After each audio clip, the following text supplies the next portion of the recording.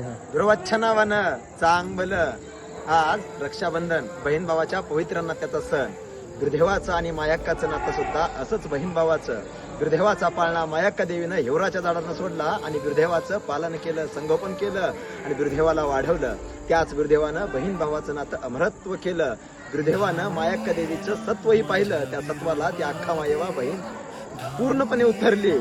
असंच नातं प्रत्येक बहीण भावाचं टिकावं, वाढावं, बहीण भावाच्या नात्यातला गोडवा जपावा हीच आजच्या रक्षाबंधन निमित्त सर्वांना शुभेच्छा आणि मायक्काला आणि गुरुदेवाला प्रार्थना. प्रत्येक बहीण भावाचं नातं अमर असं व्हावं, टिकावं, प्रत्येक बहीण भावाच्या नात्यातला गोडवा वाढत जावा हीच माझ्या गुरुदेवाच्या आणि मायक्काच्या चरणी प्रार्थना.